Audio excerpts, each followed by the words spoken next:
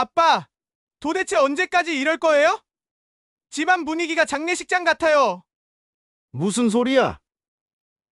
내가 뭘 안다고 그래? 짧지만 날카로운 말들이 오가며 한 가정의 평화가 무너져 가고 있었습니다. 평생을 교단에서 아이들을 가르치며 성실하게 살아온 그는 은퇴 후 마침내 평온한 노후를 꿈꾸고 있었습니다. 하지만 마음 한구석엔 지워지지 않는 불안이 늘 자리 잡고 있었죠. 그리고 어느 날 그 불안은 하나의 기회와 맞닿게 됩니다. 사람들은 그에게 말했습니다. 이 선택만 하면 노후는 절대 흔들리지 않을 겁니다. 그의 삶을 송두리째 바꿔놓은 한 결정. 과연 그에게 무슨 일이 일어났던 걸까요? 영상 시작 전 구독과 좋아요 부탁드립니다. 안녕하세요. 저는 올해 62세가 된 김정호라고 합니다. 35년간 중학교에서 국어를 가르치다가 작년에 정년퇴임을 했어요. 퇴직 직후만 해도 저는 참 여유로웠어요. 매달 나오는 연금이 240만 원, 퇴직금으로 받은 1억 2천만 원과 그동안 모은 저축 8천만 원까지 합치면 2억 원의 목돈이 있었거든요. 아내 영희와 함께 이제 정말 자유롭게 살 수 있겠다며 기뻐했습니다. 처음 몇 달은 정말 좋았어요. 아침에 늦게 일어나서 동네 뒷산에 산책을 나가고 오후에는 도서관에서 책도 읽고 저녁에는 영희와 함께 드라마를 보며 시간을 보냈죠. 오랜만에 마음의 여유를 찾은 것 같았습니다. 하지만 시간이 지날수록 묘한 불안감이 저를 엄습했어요. 특히 밤에 잠자리에 누우면 자꾸만 이런 생각들이 머릿속을 맴돌았습니다. 앞으로 20년, 30년을 더 살아야 하는데 이 돈으로 충분할까? 물가는 계속 오르고 의료비는 늘어나는데 연금 240만 원으로는 생활비도 빠듯했어요. 아파트 관리비, 보험료, 통신비만 해도 80만 원이 넘고 식비와 생활비까지 합치면 매달 적자가 나는 상황이었거든요. 그렇다고 저축을 계속 까먹을 수도 없는 노릇이고요. 여보, 요즘 왜 이렇게 한숨만 쉬어요? 영희가 걱정스러운 얼굴로 물어보곤 했어요. 아니야, 별거 아냐. 그냥 좀 답답해서 그래. 저는 괜한 걱정을 끼치고 싶지 않아서 대충 넘어갔지만 마음속 불안은 점점 커져만 갔습니다. 특히 저를 괴롭힌 건 미래에 대한 막연한 두려움이었어요. 건강이 나빠지면 어떻게 하지? 치매에 걸리면? 요양원비는 얼마나 들까? 이런 생각들이 꼬리에 꼬리를 물고 이어졌습니다. 동창회에 가서도 마찬가지였어요. 친구들은 모두 정년퇴직 축하한다. 이제 편하게 살아라라고 말했지만 정작 저는 전혀 편하지 않았거든요. 오히려 매달 월급이 나오던 때가 더 마음이 편했던 것 같아요. 그러던 어느 날 신문에서 노후 준비 없는 베이비붐 세대의 고민이라는 기사를 봤어요. 통계청 자료에 따르면 우리나라 은퇴자 중 70% 이상이 노후 자금 부족을 걱정한다는 내용이었습니다. 아, 나만 이런 고민을 하는 게 아니구나 싶으면서도 한편으로는 더욱 불안해졌어요. 잠을 제대로 이루지 못하는 날이 많아졌습니다. 새벽 3시, 4시에 잠에서 깨어 천장만 바라보며 돈을 어떻게 하면 더 벌 수 있을까 하는 생각만 했어요. 35년간 성실하게 일했는데 왜 이렇게 불안할까요? 분명 표면적으로는 평온한 노후였지만 마음 깊숙한 곳에서는 거대한 불안이 자리 잡고 있었습니다. 불안한 마음을 달래기 위해 저는 자주 외출을 하게 되었어요. 집에만 있으면 자꾸 부정적인 생각이 들어서 견딜 수가 없었거든요. 그러던 중 자주 가게 된 곳이 바로 도심 한복판에 있는 스타벅스였습니다. 처음에는 단순히 커피 한 잔 마시며 시간을 보내려고 갔어요. 하지만 그곳에서 보게 된 광경이 제 인생을 완전히 바꿔놓을 줄은 몰랐습니다. 아침 일찍부터 저녁 늦게까지 언제 가도 사람들로 북적였거든요. 여보, 정말 신기해. 커피 한 잔에 몇천 원씩 하는데도 사람들이 줄을 서서 사 마시네. 아내에게 말했더니 아내도 신기하다며 맞장구를 쳤어요. 특히 출근길과 퇴근길에는 정말 장관이었습니다. 직장인들이 아메리카노를 들고 바쁘게 걸어가는 모습, 대학생들이 노트북을 펴고 공부하는 모습, 주부들이 수다를 떨며 여유롭게 앉아 있는 모습. 이 모든 것이 제게는 굉장히 안정적으로 보였어요. 이 브랜드는 절대 망하지 않겠구나. 어느 순간 저는 이런 확신을 갖게 되었습니다. 경기가 좋든 나쁘든 사람들은 커피를 마시니까요. 더군다나 스타벅스는 전 세계적인 브랜드잖아요. 그러던 중 인터넷에서 우연히 스타벅스 건물주 성공기라는 글을 보게 되었어요. 어떤 분이 스타벅스가 입점한 건물을 사서 매월 안정적인 임대료를 받으며 여유롭게 살고 있다는 내용이었습니다. 댓글에도 부러워요. 저도 건물주가 되고 싶어요 라는 반응들이 줄줄이 달려 있었죠. 호기심이 생긴 저는 관련 정보를 더 찾아보기 시작했어요. 유튜브에는 스타벅스 건물 투자법, 임대수익 극대화 방법 같은 영상들이 수없이 많았습니다. 그 중에서도 가장 인상 깊었던 건 한 부동산 투자 전문가의 강연이었어요. 여러분, 스타벅스는 입점 전에 수개월간 상권을 분석합니다. 그들이 선택한 위치는 이미 검증된 거죠. 게다가 계약 기간도 보통 10년 이상으로 길어요. 안정성 면에서는 최고라고 할 수 있습니다. 이 말이 제 머릿속에 깊이 박혔어요. 그래, 스타벅스 같은 글로벌 기업이 아무 곳에나 들어가겠어? 분명 철저한 검토를 거쳐서 입점하는 거겠지. 동네 산책을 하다가도 자꾸 스타벅스만 눈에 들어왔어요. 저기도 스타벅스, 여기도 스타벅스. 정말 어디를 가도 스타벅스가 있었거든요. 그리고 어김없이 사람들로 가득 차 있었고요. 어느 날 저녁 아내와 함께 TV를 보는데 뉴스에서 부동산 투자 관련 소식이 나왔어요. 최근 상가 투자에 대한 관심이 높아지고 있습니다. 특히 프랜차이즈 브랜드가 입점한 건물의 경우 안정적인 수익을 기대할 수 있어. 여보, 우리도 한번 생각해 볼까? 저도 모르게 이런 말이 입에서 나왔어요. 갑자기 웬 부동산 투자? 아내는 의아한 표정을 지었지만 저는 이미 머릿속으로 계산을 하고 있었습니다. 매월 나오는 연금으로는 한계가 있지만 건물 하나만 있으면 임대료로 안정적인 수입이 생기잖아요. 그날 밤 잠자리에 누워서도 계속 생각했어요. 스타벅스 건물주가 되면 정말 노후 걱정이 없어질까? 처음으로 미래에 대한 희망적인 상상을 해봤습니다. 매월 들어오는 임대료로 여유롭게 살고 자식들에게도 부담을 주지 않고 생각만 해도 가슴이 설렜어요. 다음 날부터 저는 본격적으로 관련 정보를 수집하기 시작했습니다.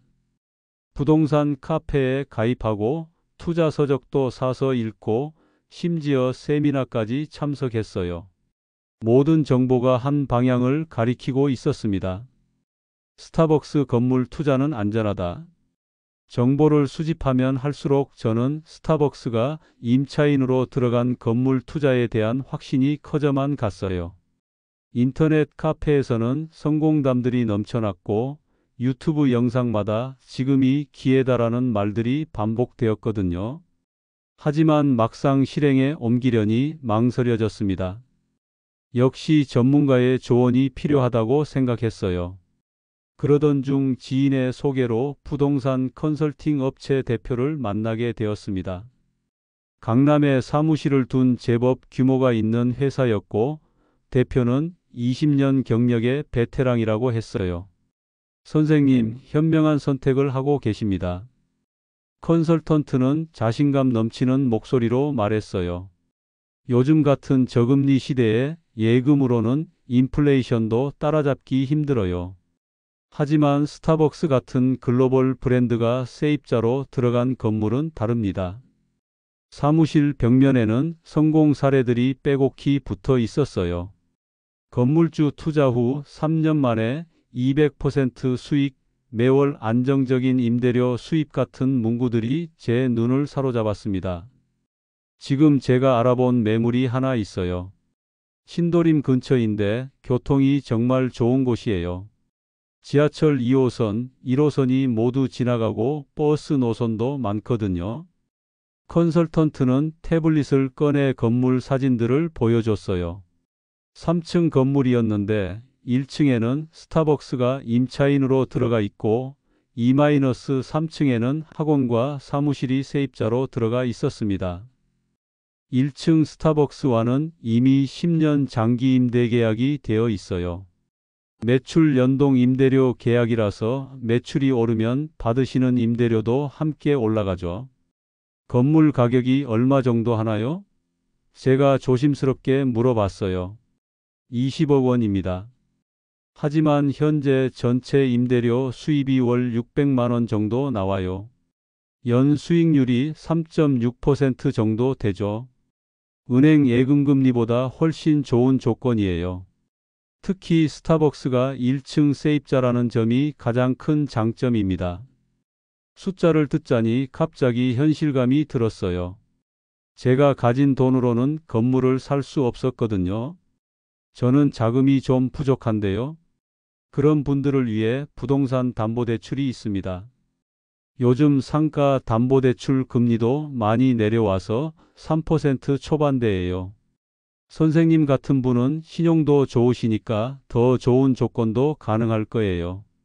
건물을 담보로 잡으니까 은행에서도 선호하는 대출 상품이거든요.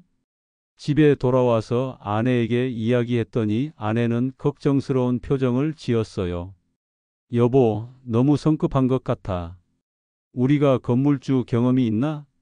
그리고 대출까지 받아서 건물을 산다고? 이런 기회는 흔치 않아. 전문가도 지금이 적기라고 하고 스타벅스 같은 브랜드가 세입자로 들어간 건물은 정말 안전하다고. 임대료 안 받을 일이 없잖아. 저는 아내를 설득하려고 했지만 아내의 표정은 여전히 어두웠어요. 그때 마침 고등학교 동창에게서 전화가 왔어요. 정호야, 요즘 뭐하고 지내? 형님, 사실 건물 투자를 하나 생각하고 있어요. 오, 그래? 나도 작년에 상가 건물 하나 샀는데 정말 잘한 것 같아. 매월 들어오는 임대료가 쏠쏠해. 특히 프랜차이즈가 세입자로 들어간 건물은 정말 안전하더라고. 건물주가 되니까 마음이 든든해. 동창의 말에 제 확신은 더욱 굳어졌어요. 주변에서도 건물주 성공 사례를 직접 본 거였거든요. 다음 날 저는 다시 컨설팅 회사를 찾아갔어요. 건물 구매 결정하겠습니다. 현명한 선택이세요. 계약금부터 준비하시죠. 1억 원 정도면 됩니다. 그 후 일주일이 정말 정신없이 지나갔어요. 은행을 돌아다니며 담보대출 상담을 받고 서류를 준비하고 등기부등본을 떼어보고 제가 가진 저축과 퇴직금 2억 원을 합쳐도 부족해서 결국 18억 원을 대출받기로 했습니다. 여보, 정말 괜찮을까? 빚이 너무 많은 것 같아. 계약 전날 밤 아내는 마지막으로 한 번 더 물어봤어요. 걱정 마. 전문가들이 다 검토해 봤고 스타벅스 같은 글로벌 기업이 10년 임대 계약을 했다는 건 그만큼 확신이 있다는 거야. 이제 우리 노후는 안전해질 거야. 매월 임대료만으로도 충분히 살 수 있어. 계약 당일 떨리는 마음으로 도장을 찍었습니다. 그 순간 저는 정말 인생의 전환점을 맞은 기분이었어요. 이제 정말 건물주가 되는구나. 매월 안정적인 임대료 수입이 생기고 노후 걱정도 없어지겠지. 계약을 마치고 집에 오는 길에 아내에게 말했어요. 이제 우리도 건물주야. 걱정 끝. 하지만 그때는 몰랐습니다. 이것이 시작이 아니라 저희 부부에게 닥칠 시련의 첫 걸음이라는 것을요. 건물 소유권 이전이 완료된 후 처음 몇 달간은 정말 꿈 같았어요. 매월 25일이면 어김없이 제 통장으로 임대료가 들어왔거든요. 스타벅스에서 몇백만 원, 2층 학원과 3층 사무실에서도 각각 임대료가 나와서 총합이 꽤 괜찮은 금액이었습니다. 여보, 정말 신기하다. 가만히 앉아 있는데 돈이 들어와. 아내도 처음에는 놀라워했어요. 35년간 월급으로만 살아왔던 저희에게는 정말 새로운 경험이었거든요. 특히 스타벅스 매장을 지나갈 때마다 뿌듯함이 밀려왔습니다. 아침 7시부터 저녁 11시까지 언제나 손님들로 가득 찬 제 건물을 보면서 역시 내가 잘 선택했구나 하는 생각이 들었어요. 어느 날 아침 스타벅스 매장을 들여다보니 평소보다 더 많은 사람들이 줄을 서 있었어요. 신메뉴 출시 때문인지 특별히 바빴던 모양이에요. 그날 저녁 집에 와서 아내에게 말했죠. 스타벅스 장사 정말 잘 되더라. 줄이 밖까지 나와 있어. 매출 연동 계약이니까 우리 임대료도 더 받을 수 있을 거야. 실제로 3개월 후 스타벅스 담당자에게서 연락이 왔어요. 사장님, 매출이 예상보다 좋아서 임대료 조정이 있을 것 같습니다. 매출 연동 계약에 따라 스타벅스 임대료가 조금 더 올랐어요. 봐, 내가 뭐라고 했어? 스타벅스 같은 브랜드는 정말 다르다니까. 저는 아내 앞에서 당당하게 자랑했습니다. 그동안의 불안했던 마음이 싹 사라지는 기분이었어요. 자녀들에게도 연락했어요. 아빠가 이제 건물주가 됐다. 너희들 용돈도 더 줄 수 있을 것 같아. 큰아들이 놀라며 말하더라고요. 아빠, 정말요? 대단하시네요. 친구들에게 자랑해도 될까요? 물론이지. 아빠가 스타벅스 건물주라고 말해도 돼. 정말 우쭐한 기분이었어요. 그 무렵 동창회에 나가서도 어깨가 으쓱했습니다. 야, 정호야. 요즘 어떻게 지내? 나? 요즘 건물 하나 샀어. 스타벅스 들어간 건물 말이야. 와, 대단하다. 부럽네. 임대료 많이 받지? 뭐, 그럭저럭 살만해. 겸손하게 말했지만 속으로는 정말 기분이 좋았어요. 은행에서도 달리 보는 것 같았어요. 대출 상환을 위해 방문했을 때 직원이 말하더라고요. 고객님, 부동산 투자 정말 잘하셨네요. 스타벅스 건물이면 안정성은 보장된 거죠. 매일 아침 일어나면 제일 먼저 하는 일이 스마트폰으로 통장 잔고를 확인하는 것이었어요. 연금의 임대료까지 합치면 꽤 괜찮은 월 수입이 생겼거든요. 대출 이자를 빼고 나서도 생활비로 충분한 금액이 남았어요. 여보, 이제 정말 여유가 생겼네. 여행도 가고 맛있는 것도 먹고. 아내와 함께 계획을 세우며 즐거워했어요. 그때까지만 해도 저는 제 선택이 완벽했다고 확신했습니다. 주변 사람들의 부러움 섞인 시선, 매월 들어오는 안정적인 수입, 그리고 무엇보다 미래에 대한 든든함. 정말 인생의 황금기를 맞은 기분이었어요. 컨설턴트에게 감사 인사를 전하기도 했어요. 정말 좋은 매물 소개해 주셔서 감사합니다. 덕분에 노후 걱정이 없어졌어요. 다행이네요.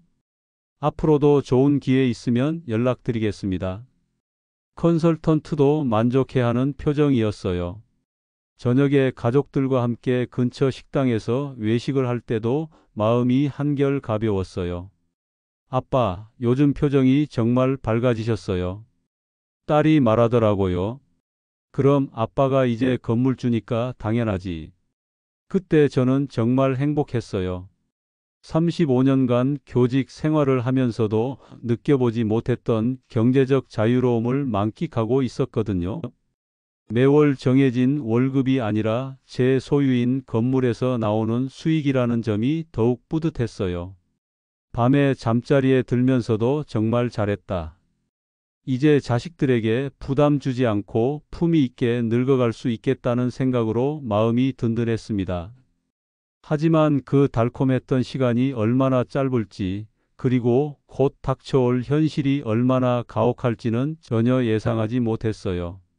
그때 저는 단순히 운이 좋은 선택을 했다고만 생각했거든요. 건물주가 된 지 1년 정도 지났을 때였어요. 처음으로 뭔가 이상하다는 느낌이 들기 시작했습니다. 평소보다 스타벅스 매장이 한산해 보였거든요. 여보, 요즘 스타벅스에 사람이 좀 적은 것 같지 않아? 아내에게 물어봤더니 아내도 고개를 끄덕였어요. 맞아, 예전에는 줄 서서 기다렸는데 요즘은 그런 일이 별로 없더라고. 처음에는 단순히 계절적인 현상이라고 생각했어요. 겨울이라 외출이 줄어든 것일 수도 있고 일시적인 현상일 거라고 스스로를 달랬죠. 하지만 시간이 지날수록 불안감이 커져만 갔습니다. 뉴스에서는 연경기 침체 소식이 나왔어요. 코로나19 이후 경기 회복이 예상보다 더디다. 소비 심리 위축으로 자영업자들 어려움 가중 같은 기사들이 계속 보였거든요. 설마 우리 건물까지 영향이 있을까?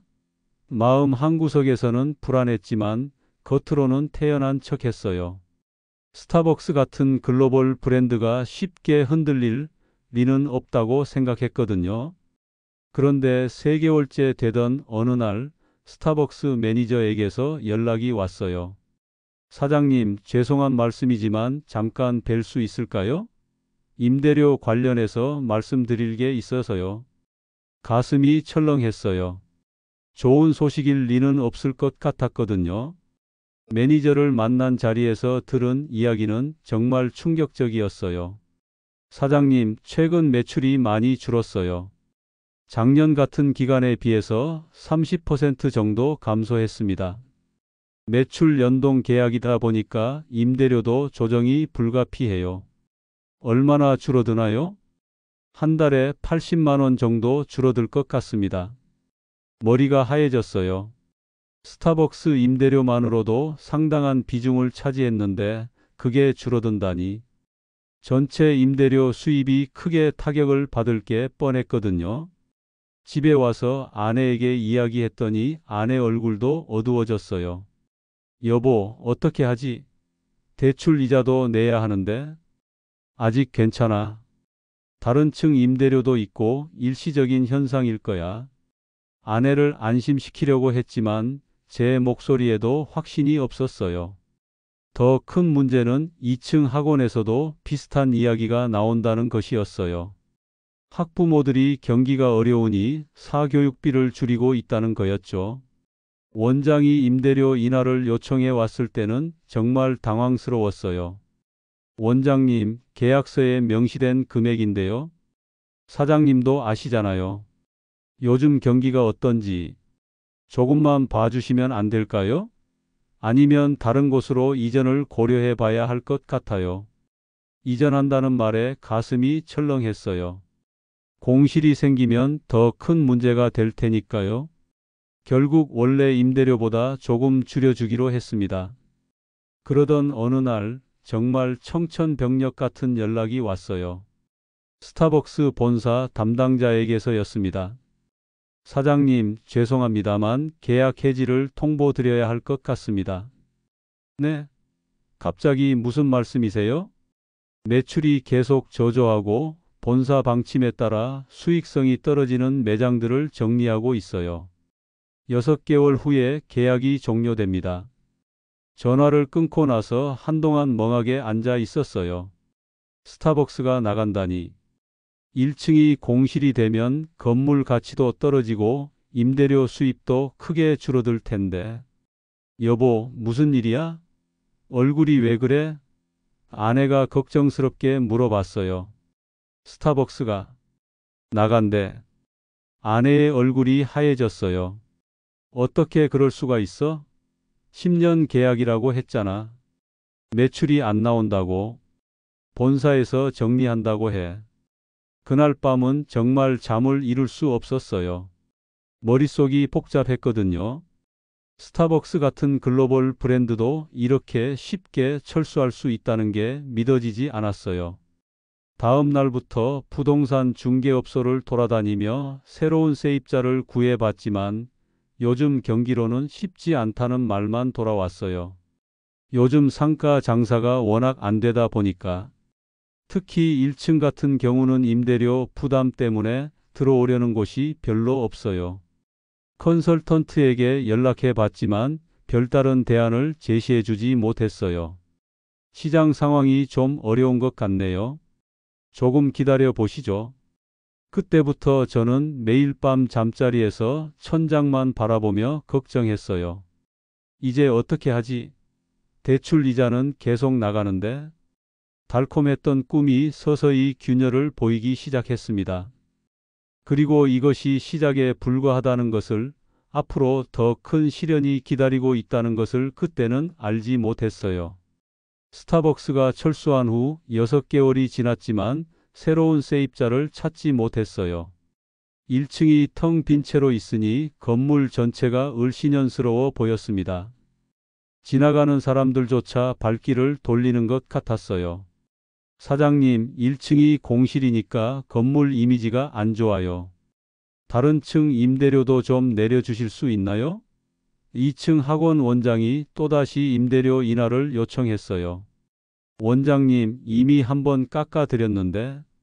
아니면 저희도 다른 곳을 알아봐야 할 것 같아요. 요즘 상황이 어떤지 아시잖아요. 결국 또 임대료를 깎아줄 수밖에 없었어요. 3층 사무실에서도 비슷한 요구가 들어왔고요. 전체 임대료 수입이 절반 가까이 줄어들었습니다. 그런데 대출 이자는 매월 어김없이 나갔어요. 은행에서는 연체되면 안 된다며 계속 연락을 해왔거든요. 고객님, 이번 달 대출 이자 입금 확인이 안 되는데요. 죄송합니다. 조금만 늦어질 것 같아요. 연체가 되면 신용 등급에 영향이 있으니까 빨리 처리해 주세요. 연금과 줄어든 임대료로는 대출 이자도 감당하기 어려워졌어요. 결국 저축을 깨기 시작했습니다. 그동안 모아둔 비상금이 한 달, 2달씩 사라져 갔어요. 여보, 이러다가 우리 망하는 거 아냐? 아내가 불안해하며 말했어요. 아니야, 조금만 참으면 새로운 세입자가 들어올 거야. 저도 확신이 없으면서 그렇게 말할 수밖에 없었어요. 새로운 세입자를 구하려고 부동산 중개업소를 돌아다녔지만 번번이 벽에 부딪혔어요. 사장님, 요즘 상가 임대가 정말 어려워요. 특히 이 정도 규모는 들어올 만한 업종이 별로 없고, 임대료를 더 낮춰보시면 어떨까요? 지금도 적자인데 더 낮추면. 악순환이 계속됐어요. 임대료 수입은 줄어드는데 고정비는 그대로였거든요. 건물 관리비, 세금, 보험료. 이런 것들은 세입자가 있든 없든 계속 나갔어요. 몸도 마음도 점점 지쳐갔습니다. 밤에 잠을 제대로 자지 못하니까 낮에도 멍하니 있는 시간이 많아졌어요. 친구들과의 만남도 부담스러워서 피하게 됐고요. 정호야, 요즘 연락도 안 하고 왜 그래? 동창회도 안 나오고. 친구가 전화를 걸어왔을 때도 대답하기가 민망했어요. 아, 요즘 좀 바빠서. 건물 장사 잘 되지? 부럽다. 응. 뭐 그럭저럭. 거짓말을 할 수밖에 없었어요. 건물주라고 자랑했던 게 부끄러워졌거든요. 자녀들과의 관계도 어색해졌어요. 예전에는 아빠가 건물주다라고 자랑스럽게 말했는데 이제는 자식들 앞에서도 주눅이 들었어요.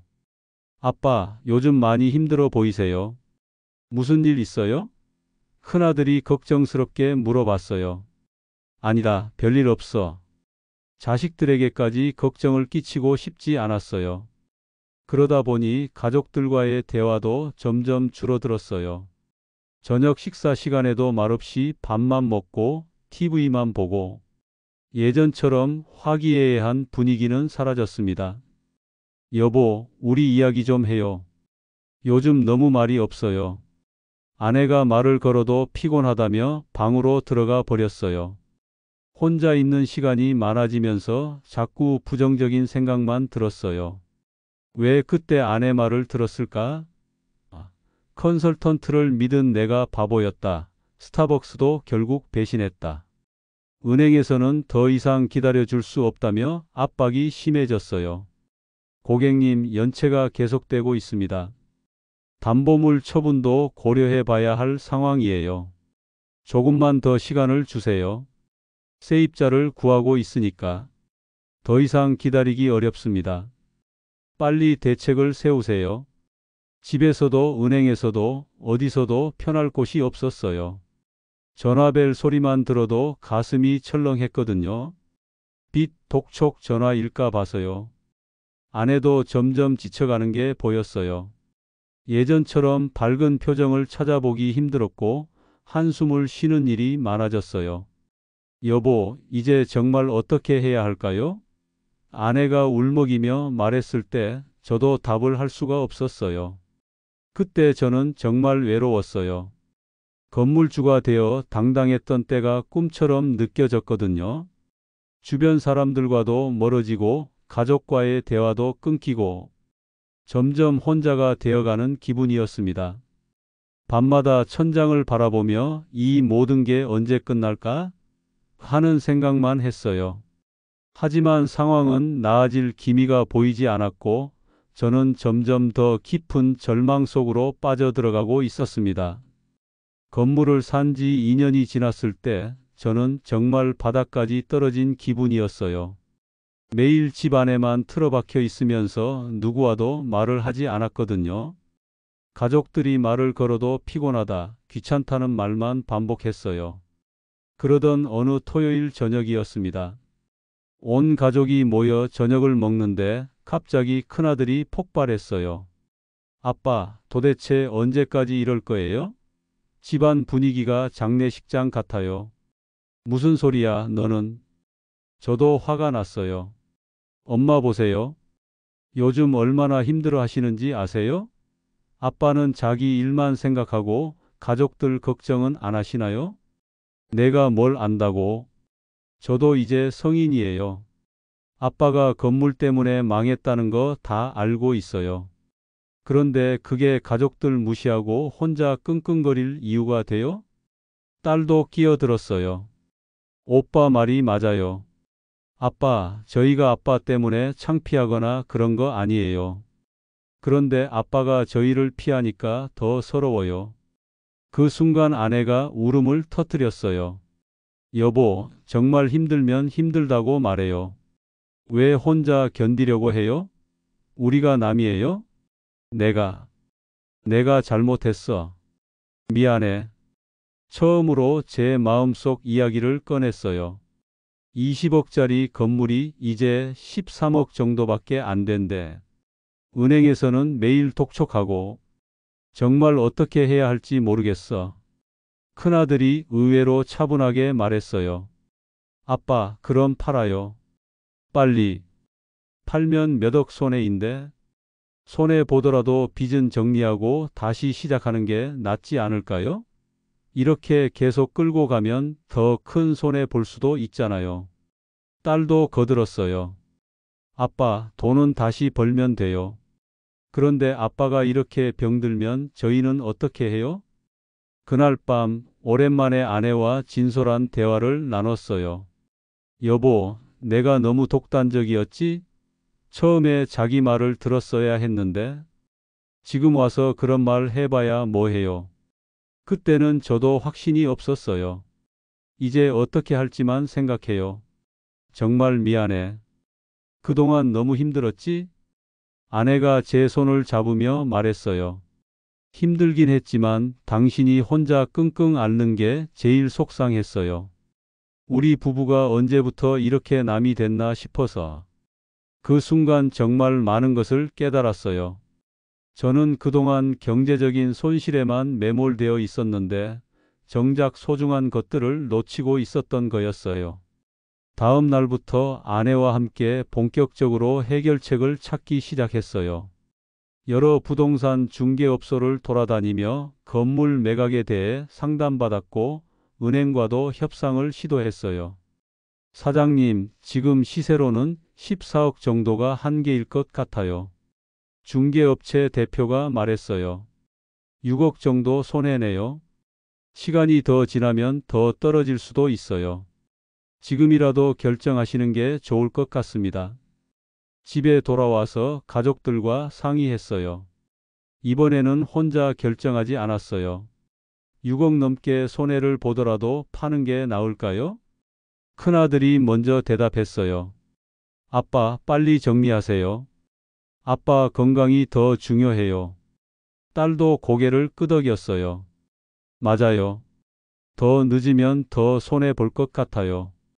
아내도 동의했어요. 여보, 이제 그만 포기해요. 우리 다시 시작해요. 그때 처음으로 가슴이 후련해지는 느낌이었어요. 혼자 떠안고 있던 짐을 가족들과 나누니까 한결 가벼워진 기분이었어요. 그동안 정말 고마웠어. 내가 이런 상황에서도 곁을 지켜줘서. 아내에게 진심으로 고마웠어요. 무슨 소리예요? 부부가 함께 이겨내는 거죠. 그동안 당신 혼자 힘들어하는 걸 보는 게 제일 힘들었어요. 자녀들도 다가와서 위로해 줬어요. 아빠, 괜찮아요. 우리가 있잖아요. 그 순간 깨달았어요. 제가 그동안 돈을 잃는 것만 생각하고 있었는데 정작 가장 소중한 가족들이 여전히 제 곁에 있다는 것을요. 아무리 경제적으로 실패했어도 가족들의 사랑만은 변하지 않았던 거예요. 정말 미안했어요, 여러분. 그동안 너무 혼자만 생각했네요. 진심으로 사과했어요. 다음 날부터는 달라졌어요. 가족들과 함께 산책도 하고 저녁에는 다 같이 대화도 나누고 오랜만에 웃음소리가 집안에 돌아왔어요. 물론 경제적인 문제는 여전히 해결해야 할 과제였지만 이제는 혼자가 아니라는 것이 큰 힘이 되었어요. 가족들이 함께 해준다면 어떤 어려움도 이겨낼 수 있을 것 같았거든요. 그제서야 알게 되었어요.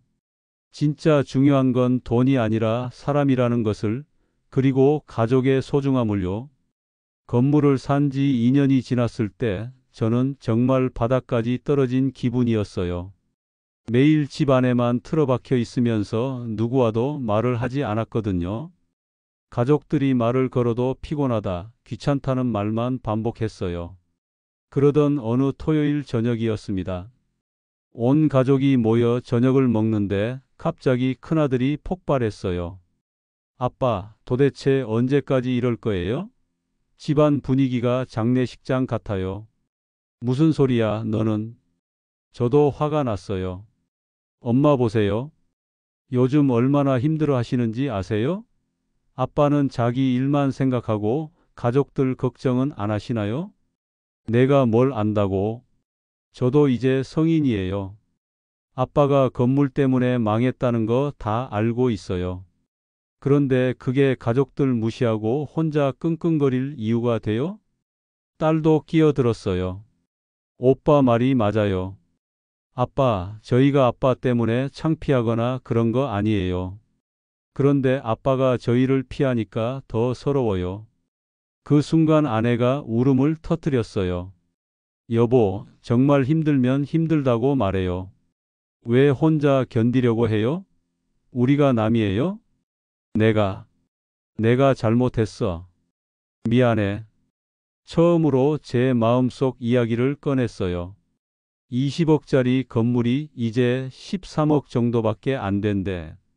은행에서는 매일 독촉하고 정말 어떻게 해야 할지 모르겠어. 큰아들이 의외로 차분하게 말했어요. 아빠, 그럼 팔아요. 빨리. 팔면 몇 억 손해인데. 손해 보더라도 빚은 정리하고 다시 시작하는 게 낫지 않을까요? 이렇게 계속 끌고 가면 더 큰 손해 볼 수도 있잖아요. 딸도 거들었어요. 아빠, 돈은 다시 벌면 돼요. 그런데 아빠가 이렇게 병들면 저희는 어떻게 해요? 그날 밤 오랜만에 아내와 진솔한 대화를 나눴어요. 여보, 내가 너무 독단적이었지? 처음에 자기 말을 들었어야 했는데. 지금 와서 그런 말 해봐야 뭐해요. 그때는 저도 확신이 없었어요. 이제 어떻게 할지만 생각해요. 정말 미안해. 그동안 너무 힘들었지? 아내가 제 손을 잡으며 말했어요. 힘들긴 했지만 당신이 혼자 끙끙 앓는 게 제일 속상했어요. 우리 부부가 언제부터 이렇게 남이 됐나 싶어서. 그 순간 정말 많은 것을 깨달았어요. 저는 그동안 경제적인 손실에만 매몰되어 있었는데 정작 소중한 것들을 놓치고 있었던 거였어요. 다음 날부터 아내와 함께 본격적으로 해결책을 찾기 시작했어요. 여러 부동산 중개업소를 돌아다니며 건물 매각에 대해 상담받았고 은행과도 협상을 시도했어요. 사장님, 지금 시세로는 14억 정도가 한계일 것 같아요. 중개업체 대표가 말했어요. 6억 정도 손해네요. 시간이 더 지나면 더 떨어질 수도 있어요. 지금이라도 결정하시는 게 좋을 것 같습니다. 집에 돌아와서 가족들과 상의했어요. 이번에는 혼자 결정하지 않았어요. 6억 넘게 손해를 보더라도 파는 게 나을까? 큰아들이 먼저 대답했어요. 아빠, 빨리 정리하세요. 아빠 건강이 더 중요해요. 딸도 고개를 끄덕였어요. 맞아요. 더 늦으면 더 손해 볼 것 같아요. 아내도 동의했어요. 여보, 이제 그만 포기해요. 우리 다시 시작해요. 그때 처음으로 가슴이 후련해지는 느낌이었어요. 혼자 떠안고 있던 짐을 가족들과 나누니까 한결 가벼워진 기분이었어요. 그동안 정말 고마웠어. 내가 이런 상황에서도 곁을 지켜줘서. 아내에게 진심으로 고마웠어요. 무슨 소리예요? 부부가 함께 이겨내는 거죠. 그동안 당신 혼자 힘들어하는 걸 보는 게 제일 힘들었어요. 자녀들도 다가와서 위로해 줬어요. 아빠, 괜찮아요. 우리가 있잖아요. 그 순간 깨달았어요. 제가 그동안 돈을 잃는 것만 생각하고 있었는데 정작 가장 소중한 가족들이 여전히 제 곁에 있다는 것을요. 아무리 경제적으로 실패했어도 가족들의 사랑만은 변하지 않았던 거예요. 정말 미안했어요. 그동안 너무 혼자만 생각했네요. 진심으로 사과했어요. 다음 날부터는 달라졌어요. 가족들과 함께 산책도 하고 저녁에는 다 같이 대화도 나누고 오랜만에 웃음소리가 집안에 돌아왔어요. 물론 경제적인 문제는 여전히 해결해야 할 과제였지만 이제는 혼자가 아니라는 것이 큰 힘이 되었어요. 가족들이 함께 해준다면 어떤 어려움도 이겨낼 수 있을 것 같았거든요. 그제서야 알게 되었어요. 진짜 중요한 건 돈이 아니라 사람이라는 것을, 그리고 가족의 소중함을요. 건물 투자에 실패했지만 가족이라는 진짜 보물을 다시 찾은 기분이었습니다. 가족들과 함께 결정을 내린 후 본격적으로 건물 매각 절차를 진행했어요. 마음은 편해졌지만 현실적인 문제들이 하나씩 드러나면서 또 다른 스트레스가 시작됐습니다. 여러 부동산 업체를 통해 매물을 내놨지만 쉽게 팔리지 않았어요. 경기 침체가 계속되면서 상가 건물에 투자하려는 사람들이 거의 없었거든요. 사장님, 요즘 시장이 너무 얼어붙어서 조금 더 가격을 내려야 할 것 같아요. 중개업체에서 계속 그런 말만 했어요. 결국 20억 원에 샀던 건물을 14억 원에 내놔야 했습니다. 그나마도 쉽게 팔리지 않아서 6개월을 더 기다려야 했어요. 매각이 성사된 날 정산을 해보니 정말 절망적이었어요. 건물을 팔아도 남은 대출금 때문에 오히려 빚이 더 늘어난 상황이었습니다. 당신 정확히 어떻게 된 거예요? 아내가 떨리는 목소리로 물어봤어요. 건물을 팔아도 빚이 더 남아. 우리가 가진 돈은 다 날리고 추가로 더 갚아야 할 돈이 생겼어. 그 순간 정말 암담했습니다. 35년간 모은 퇴직금과 저축을 모두 잃었을 뿐만 아니라 추가 부채까지 떠안게 된 거였으니까요. 아내도 말을 잇지 못했어요. 한동안 둘 다 멍하니 앉아 있었습니다. 아빠, 그럼 지금 우리에게 빚이 남았다는 거예요? 큰아들이 심각한 얼굴로 물어봤어요. 그래. 정말 미안하다. 하지만 이상하게도 가족들은 저를 원망하지 않았어요. 오히려 더 따뜻하게 감싸줬습니다. 아빠, 괜찮아요. 우리 함께 해결하면 되잖아요. 딸이 제 어깨를 토닥이며 말했어요. 남은 빚을 처리하는 것도 쉽지 않았어요. 은행과 협상해서 장기 분할 상환으로 조정받았지만 매월 상당한 금액을 갚아야 했거든요. 연금만으로는 생활비도 부족한데 대출 상환까지 해야 하니까 정말 막막했어요. 결국 시니어 일자리를 찾아 나섰습니다. 62세라는 나이에 다시 일터로 나가야 한다는 게 서러웠지만 가족들에게 더 이상 부담을 주고 싶지 않았어요. 당신 몸은 괜찮겠어요? 아내가 걱정스럽게 물어봤어요. 괜찮아요. 건강하니까 얼마든지 할 수 있어요. 아침 일찍부터 저녁까지 일하는 게 힘들긴 하지만 그래도 조금씩 빚을 갚아 나가고 있어요. 직장에서 쉬는 시간이나 퇴근길에 혼자 생각해 보곤 합니다. 왜 그때 그렇게 성급했을까? 돌이켜보니 정말 많은 실수를 했구나. 첫째, 브랜드에 대한 맹신이었어요. 스타벅스 같은 글로벌 브랜드는 절대 안전하다고 생각했는데 결국 매출이 안 나오면 언제든지 철수할 수 있다는 걸 몰랐죠. 둘째, 매출 연동 임대료에 대한 오해였어요. 매출이 오르면 임대료도 오른다는 장점만 보고 반대로 매출이 떨어질 때의 위험성은 전혀 고려하지 않았어요. 셋째, 과도한 대출이었어요. 제 능력에 비해 너무 큰 빚을 얻어서 투자했으니 조금만 상황이 나빠져도 감당할 수 없는 구조였던 거죠. 넷째, 전문가에 대한 맹신이었어요. 컨설턴트 말만 믿고 제대로 된 검증을 하지 않았어요. 결국 모든 책임은 저 혼자 져야 했으니까요. 다섯째, 시장 상황 오판과 출구 전략 부재였어요. 상황이 나빠졌을 때 어떻게 할 건지 미리 계획해두지 않았던 거예요. 마지막으로 가장 중요한 건 가족과의 소통 부재였어요. 아내가 반대했을 때도 문제가 생겼을 때도 혼자 결정하고 혼자 끙끙 앓았죠. 지금 생각해보면 정말 어리석었어요. 하지만 그때는 건물주가 되면 모든 게 해결될 거라고 믿었거든요. 요즘은 가족들과의 시간을 더 소중히 여기게 되었어요. 예전에는 돈 걱정에 사로잡혀서 정작 가까운 사람들을 소홀히 했는데 이제는 달라요. 아빠, 요즘 많이 바쁘시죠? 딸이 걱정스럽게 물어봐요. 괜찮다. 아빠가 건강하니까 얼마든지 할 수 있어. 돌이켜보면 정말 비싼 수업료를 낸 셈이에요. 하지만 그 덕분에 더 소중한 것들을 깨달았어요. 가족의 소중함, 소통의 중요성, 그리고 돈보다 중요한 가치들을 말이에요. 지금은 힘들지만 가족들이 함께 해주니까 견딜 수 있어요.